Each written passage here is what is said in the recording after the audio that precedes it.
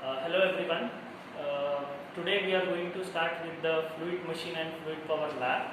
Yesterday we had a theoretical class in which I have clearly explained the concepts, the components of a hydraulic system, the various control components, and today we are going to have an introduction to the laboratory session of fluid power.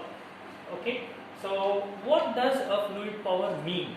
Fluid power is nothing but the power that is generated with the movement of the fluid. Now here fluid refers to both hydraulics, that we call it as oil, and pneumatics, which we call it as air. But for our system of study at present we are going with the hydraulics, and that is through the oil. So what are the control components in a hydraulic system? As you can see, this entire system or this entire board consists of number of components, and these components are interconnected with each other to form a circuit. Yesterday we know that what is a hydraulic circuit? A hydraulic circuit is an interconnection between the pump, motor, the directional control valve, an actuator, the wires or the pipes through which the fluid will be flowing, and these meters. Okay, so now before starting the experiment, let us understand what are the control components of a hydraulic system.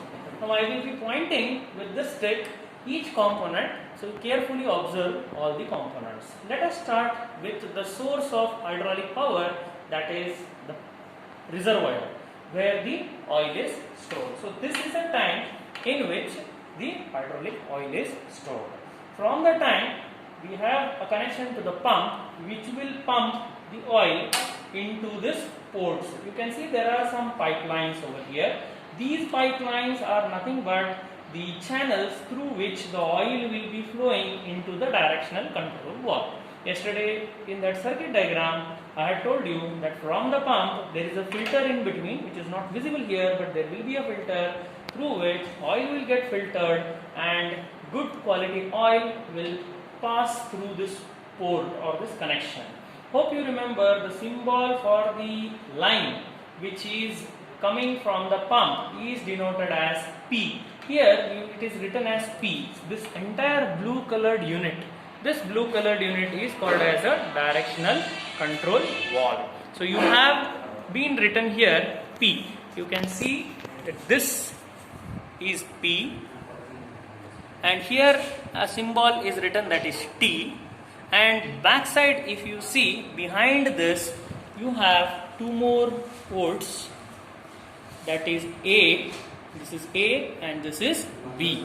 So yesterday I had told you people that this is called as directional control valve. Here you can see the symbol which I had told to you people, that a DCV is represented by a symbol wherein, yes, now you can see that here there is a symbol. It is written here directional control valve, hand lever operated. Yesterday I told you regarding spring centered, solenoid actuated 4x3 directional control valve. But here it is now hand lever operated 4x3 directional control valve. If you remember here in this symbol, first position, central position and the last position. I was referring to it as left envelope, central envelope and right envelope. In each of these envelopes you can see those arrows which I had told you yesterday. There is an upward arrow, downward arrow, the central position has all the four ports that are blocked, and the last position wherein there is a crisscross arrow. So this entire unit is called as a directional control valve. So you can see these two are the outlets and these two are the inlets. So this is port P, from where the oil is first entering this port P, and from there it will go to A. And from here you can see this pipe directly is connected to what? The actuator. This is nothing but the white colored portion is what is a horizontal cylinder which has been permanently fixed onto this board. Okay, I was telling you what is an actuator. An actuator is a combination of piston and cylinder. You can see the cylinder, exterior of the cylinder, and the piston you can see over here.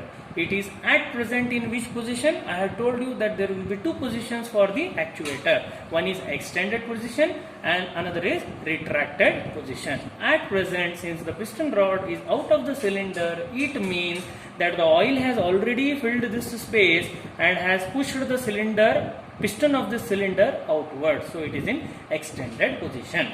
The second position will be when the oil will start draining out. Now from where the oil will start draining out? I have told you that from the other end, here you can see this pipe. At present there are two cylinders here. So what they have done is they have connected both. So this pipe will send the oil to this end of the cylinder. Again it will fill this entire volume of the cylinder, and finally the oil is taken out from this pipe back to which port? You can see here, which is the port over here.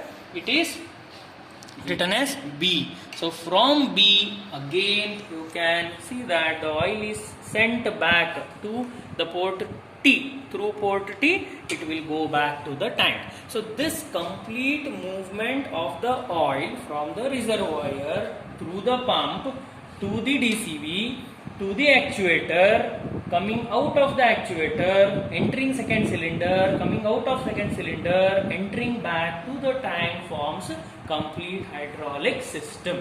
Okay, means what? The entire components are filled with oil here. There is oil in the DCV, there is oil in the cylinder, there is oil in this cylinder, complete pipes are filled with cylinder. Okay, so this is what is your hydraulic system. So you have to carefully observe these components. Let us quickly revise and repeat what are all the components. Starting from what? First, the reservoir. This is the reservoir.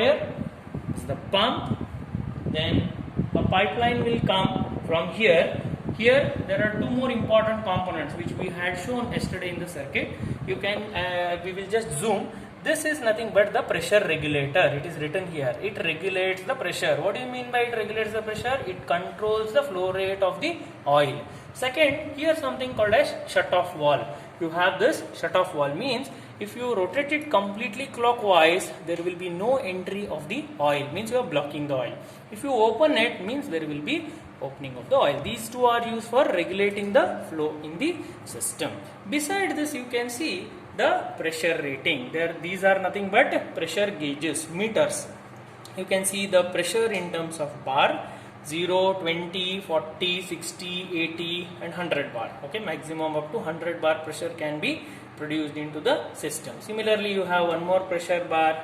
This is another pressure bar, and here you have a container in which the oil can be filled. We have one experiment later which we are going to do called as testing of pumps. In that you are going to utilize this container. So when the oil enters, you can see that the level of the oil inside this system, it will get accumulated over here. Okay, so these are the basic control components of a hydraulic system. So if you just see overview of this system, this entire unit is called as a hydraulic kit. We call it as a hydraulic kit. So let us now start with our experiment number 1. Okay, so in that